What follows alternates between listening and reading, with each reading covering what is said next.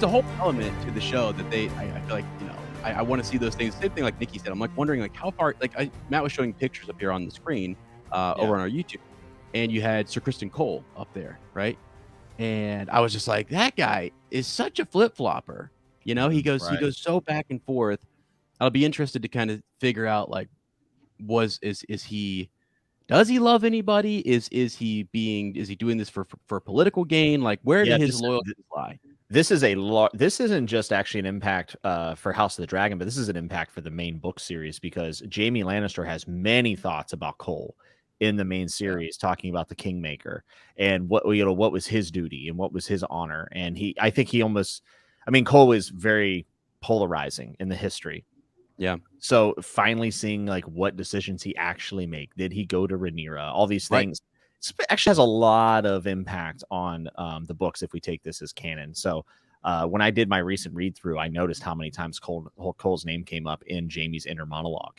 Yeah. So I think that, man, I'm just really excited. And I think that's the beauty of like Fire and Blood and all of the history that George has put out into his world, is like, it's not just some like mindless cash grab. I saw people like explain it that way. Like, it's a mindless cash grab. It's just some history. No, all of it seems to be intertwined.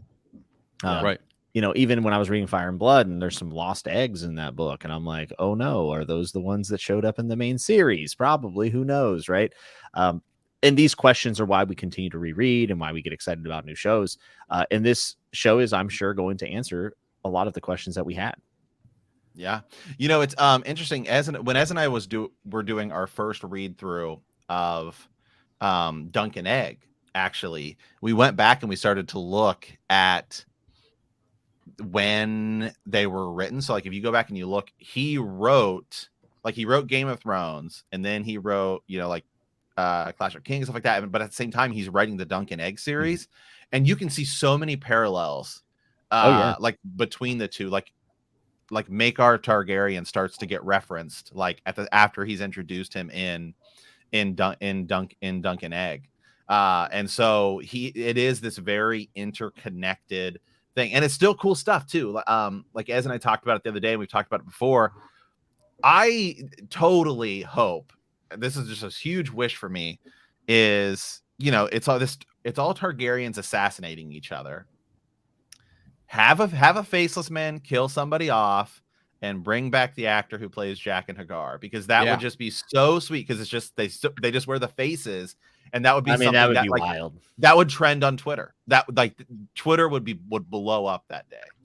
Oh yeah. You're wild. And just real quick, so Jimmy brought this up. I wanted to mention this just here. So yeah, it's the Kingmaker, set brother against sister, divided the King's Guard against itself, bringing on terrible wars of the singers that the singers named the Dance of Dragons. Some claimed he acted from ambition, for Prince Aegon was more, tractable than his willful older sister. Like that's the kind of stuff that this was mentioned. Like, it's just there, and so it's kind of cool to think that we're gonna get to see this guy. So I don't know, like all those little elements. I mean, tie-ins to the series, faceless men assassinations. I mean, like Jimmy said earlier too, everything's been built. It's all there. You do have a really good foundation to kind of build out from. So I don't know. This is going to be exciting. Nikki, is there like a particular character you're like excited to see like more of? I don't know, because I know you do a lot of Jaime content over on TikTok. So I brought up Sir Kristen Cole. I don't know if this is like, is he going to step on the screen and No, I really like what you guys are saying about Sir Kristen Cole, because one of the narratives that we get about Rhaenyra is that the time that she spends with Daemon is because she's completely in love with Sir Kristen Cole. So how are we going to see that relationship? And then obviously when Viserys dies, Kristen flips. He wants to crown Aegon. He wants to support that. So that is very much the sort of dynamic that I want to see. Like you guys are saying, where does that flip come in? When does he decide that, actually, no, this is where my loyalties lie, and why? So I am totally with you guys on that one. That's an interesting one that I definitely want to see. Yeah, I think that's going to be probably one of the points of the show that a lot of people will latch onto, because there are parallels to Jaime. And that's very on purpose. Like, George obviously brings up Cole in his chapters for a reason. And I think that's actually the piece I'm most excited for. And then possibly, and I don't want to spoil anything, but the war on the steps where Daemon goes down and kind of makes his own kingdom. I hope I could see that being cut, because I don't necessarily think I don't know if it's necessary, for the narrative, but I like that piece in Fire and Blood. And also, that could be the scene would be dope. Yeah, that could be like the War in the Steppes. Is the way I would almost do that is you end a season with him saying like, I'm gonna go do this, and then you start a season with like a battle, and he's like finishing it, and then it's kind of like that way you could kind of have it. Yeah, you don't have to show the whole thing, but you can have him do some of that. Where do you guys think, because Ez and I were talking about this, if you look at the trailer, it doesn't look like we get much outside of like Driftmark and King's Landing. Do you think we're gonna see anything really outside of that in season 1? Nikki, do you think we're gonna, what do you like, what areas do you think we're gonna kind of see in season 1? Well, this is what I've been trying to work out. So how far into this story are we going? Because just before Viserys dies, Rhaenyra and Daemon run off to Dragonstone. Do you know what I mean? So I don't know if they're withholding all the exciting stuff from the trailer. So yeah, I think it's difficult to judge without knowing how far through we're going. If is the story gonna span across a few seasons? I don't know, to be honest. I don't know. What do you guys reckon on that one?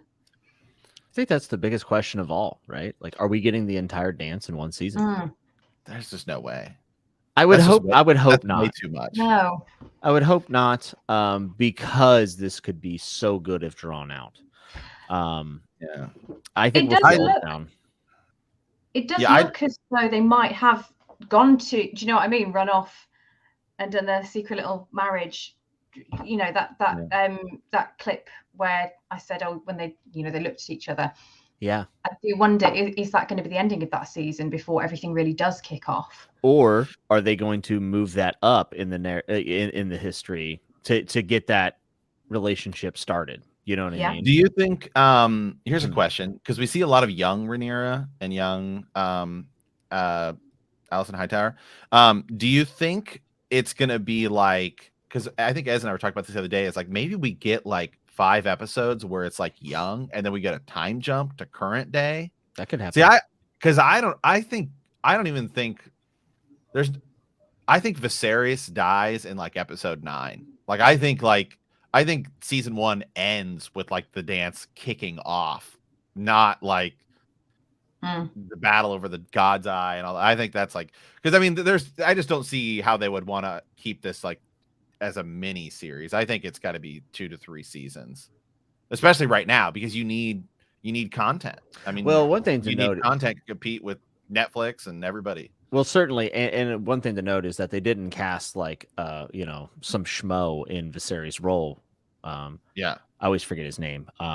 He's a fantastic actor. He's in Peaky Blinders. Yeah, and he's been in a lot of stuff. He was in True Detective or something I've watched recently. Oh, The Outsider. He was in the Outsider adaptation.